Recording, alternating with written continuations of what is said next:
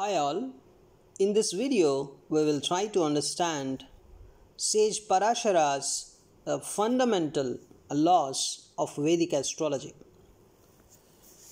Sage Parashara proposed three fundamental laws in order to understand a horoscope better.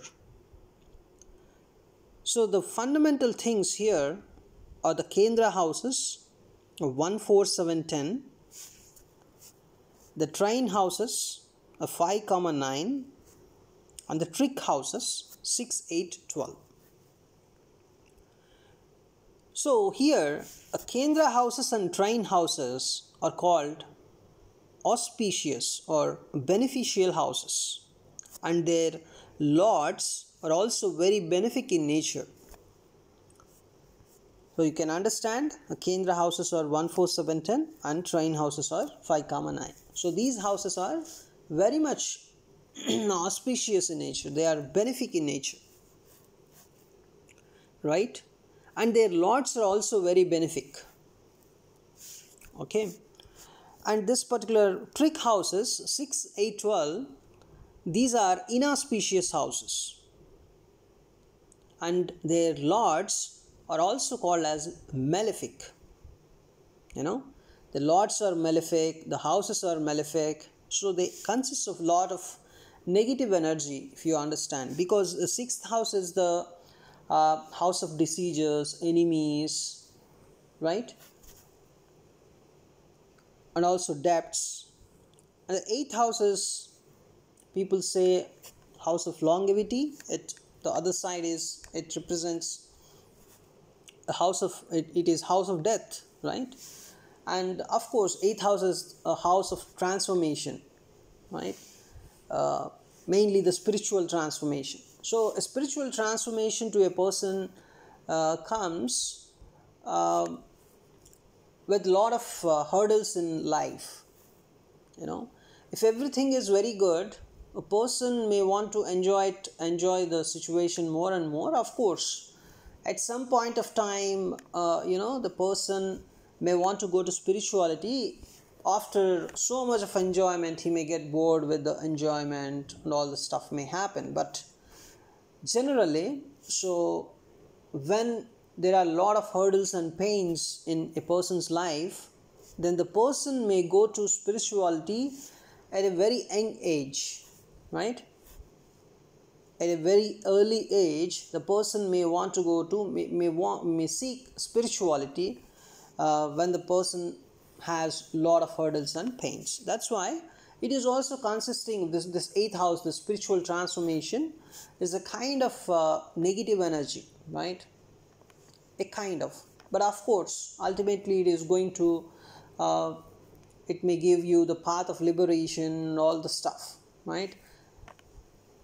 You may want to read the occult sciences, the chakra system, the tantra system, the Mahanirvana tantra, whatever, right? Those the kind of the spiritual transformation you may get, the final path of liberation. Leave all those stuff, but the way you get into that path is very much it's very important. So eighth house is also consisting of malefic energy, and 12th house, of course, it's the house of sorrows, grief, right? So basically Parashara, the sage, considered these as malefic houses, right? So now, what are the laws he proposed? The first law is, whenever lord of a benefic house is associated with another benefic house by placement, aspect, or conjunction, it is auspicious, or the lord gains strength, right? So what do you mean by that? See, whenever lord of a benefic house, what is benefic house? 1, 4, 7, 10 or 5, 9 or benefic houses. So whenever a lord of this particular benefic houses, any lord of a benefic house, right, is placed in another benefic house, right, is associated is associated with another benefic house by placement, aspect or conjunction. Let us say in your horoscope the 4th lord and 5th lord are present in 9th house. It's very beautiful to see, right? The 4th is a benefic house and also the 5th is also a benefic house, right? And 9th house is of course the house of luck, right? The 4th house is the house of domestic life, or 4th house is also called as Sukhasthana, the house of comforts. Of course 4th house represents mother, it represents your heart, those things of course they are there, right? And 5th house is the house of progeny, right? The house of romance, right? It's also the house of undergraduation, the 5th house, right? So this particular 4th house lord and the 5th house lord, if they are in conjunction in the 9th house, just see the beauty of that conjunction, right? So the native may become very successful in 4th house and 5th house matters because they are in conjunction and placed in 9th house. So it's going to be very auspicious for that person, of course, right? There's a first law Parashara proposed, right? So whenever lord of a benefic house is associated with another benefic house by placement, aspect or conjunction, it is auspicious, or the lord gains strength, or you can say the lord is gaining strength. Means the 4th lord, when he is in 9th house, he is going to gain strength, right? So basically astrology is a science of race. So this is what Parashara observed, right?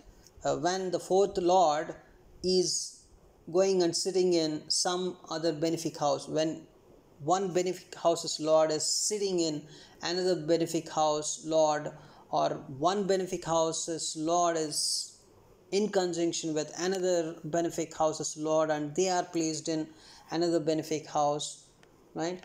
So the association can be anything. So this is the first and fundamental law. So, right? What is the second law proposed by sage Parashara?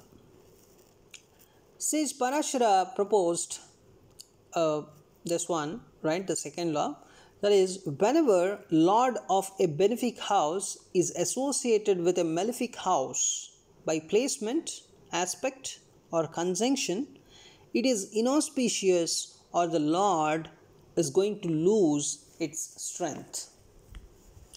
So basically in astrology we try to understand the energy of a particular planet, and we also check whether it is gaining strength or it is losing its strength.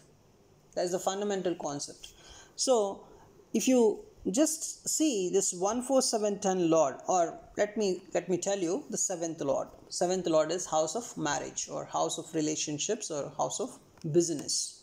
So this particular 7th lord is sitting in 12th house. Let us say 12th house is house of expenditure also, you can say, right? So the person is doing business, but his 7th lord is in 12th house. So automatically the 7th lord is losing its strength here, right? So if the 7th lord is placed in 12th house, so if even though he is setting up a very good business, but his expenditure would be more, because 12th house represents a house of expenditure also. It's a bad house, it's a malefic house, right? So there are different schools of thought here. So if there is no pain, there would be no gain, right? So the person is not able to feel any kind of pain, or if he does not have any kind of hurdles in his life, he may not learn anything, he may not gain anything, he may not understand anything, right? There would be no upliftment if there's no pain, if there is no hurdle, right? So for upliftment, of course, these things are needed, the hurdles and all the stuff. But see, if it is a continuous hurdle in life, then life is a bit painful. You can clearly understand. See, so if the seventh lord is in 12th house, so what does it mean? Person should not set up a business. The business and trading are not good for him.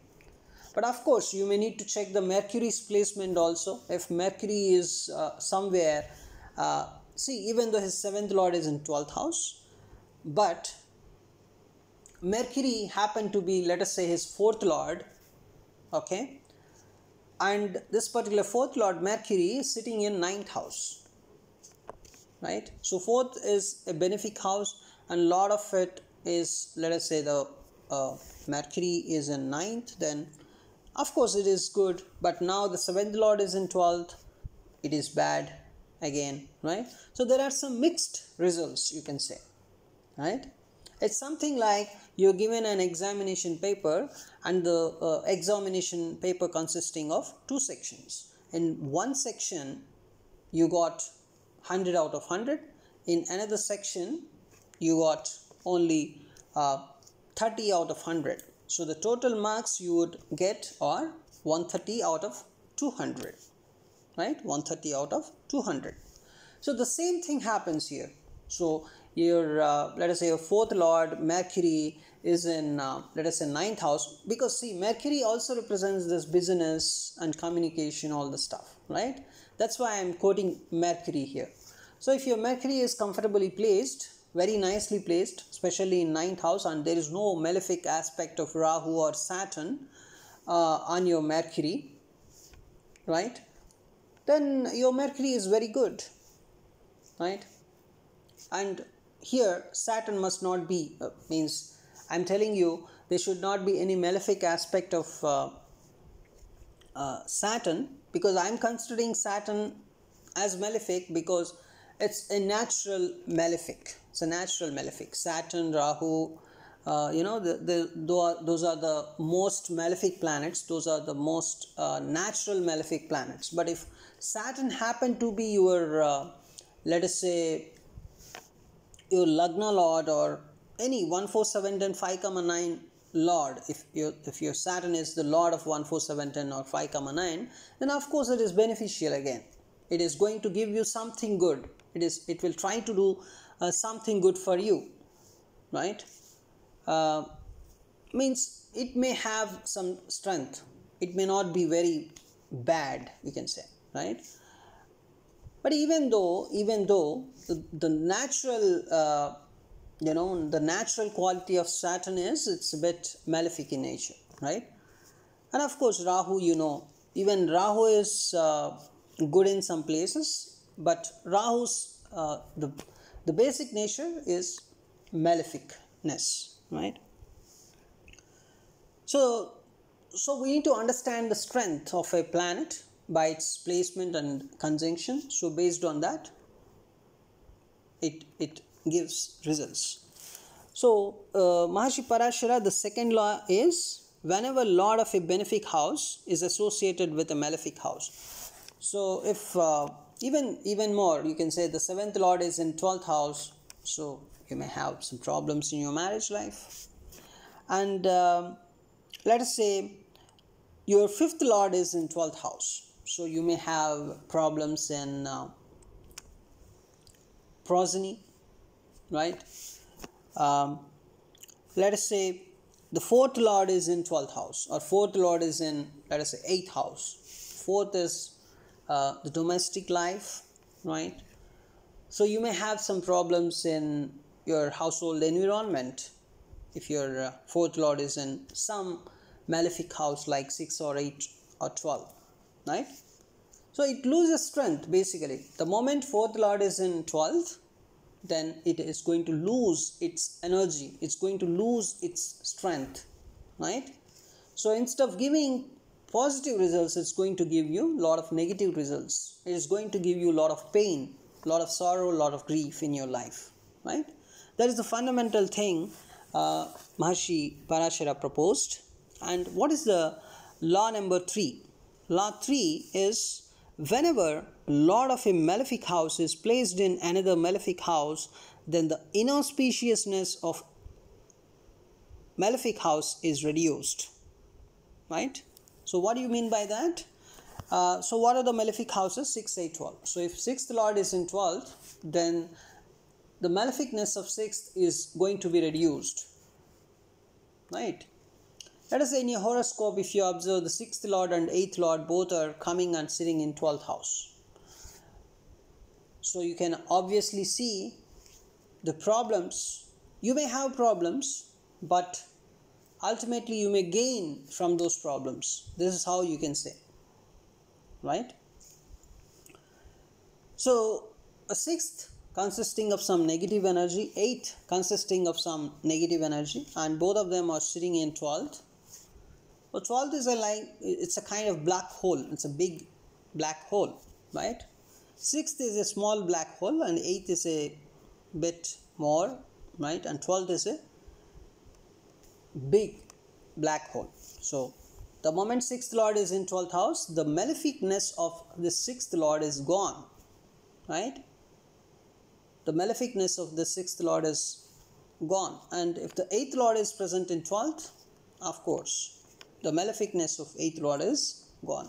Means, even though you may have some problems associated with 6th and 8th, because at any way, means finally you can say at the end of the day, you can clearly see the 6th lord is in 12th. So 12th is also malefic in nature. So you may have problems associated with 6th, but instead of losing from it, you may gain from it, right? As time passes, you can understand. Let us say 6th house is what? 6th house is house of enemies, right? And your 6th lord is in 12th house. Then what happens? Of course, you may have enemies, because 6th house is malefic in nature and 12th house is malefic in nature. So maleficity is still present. So you may have enemies in your life for sure. More enemies, even you can say, even more you can say you may have more number of enemies, because the house of enemies associated with some malefic house, the 12th house. But as time passes, you can understand, instead of losing from your enemies, you're going to gain from your enemies. And at the end of the day, you can tell clearly, I'm in this position today because of my enemies. You would tell this very clearly. That's a very great thing, right? So if there are no enemies in your life, you would be in some other normal position, right? Because your 6th lord is in 12th, that's it. You will gain by your enemies. You will learn lessons from your enemies. You will learn life from your enemies. Now finally, one day you would say, because of your enemies only, you gained so many things in your life, right? So that is how you can, you can understand this. So whenever lord of a malefic house is present in another malefic house, and it is auspicious, the maleficity of that planet is gone. So 6th lord is in 12th house. The 6th lord's maleficity is going to be reduced. So whenever an enemy comes into your life, you will start gaining knowledge or money or some learning or whatever. You may learn life. You may transform. Let us say the 8th house lord is in 12th house. 8th house is house of transformation. Then what happens? So your transformation, as time passes, you will transform very nicely, right? You will understand life better. Your spiritual growth would increase, right? That's a very, it's a kind of good thing, but of course, you may need to face those hurdles, of course, but ultimately you will gain, right? That is the association of the 6, 8, 12. Okay, so these are the laws proposed by Maharshi Parashara. So what are the laws? Whenever lord of a benefic house is associated with another benefic house lord or another benefic house by placement, aspect or conjunction, then is very auspicious, means the lord of that benefic house is going to gain strength. So if first house lord is present in ninth, so the first house lord is going to gain strength.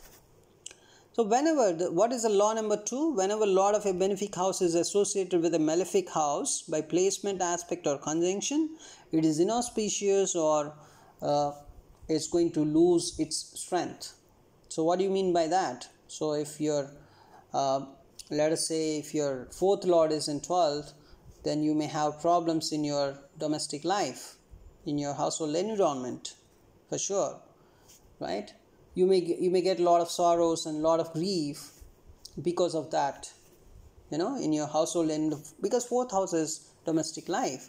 So fourth lord is in 12th. 12th is associated with sorrows, grief, expenditure, all the stuff. So much of negative energy. 12th house is a big black hole, right? So you may get a lot of sorrows, all the stuff, right? Because fourth house lord is losing strength here, right? And what is law number 3? Whenever lord of a malefic house is placed in another malefic house, the inauspiciousness of that particular malefic lord is gone.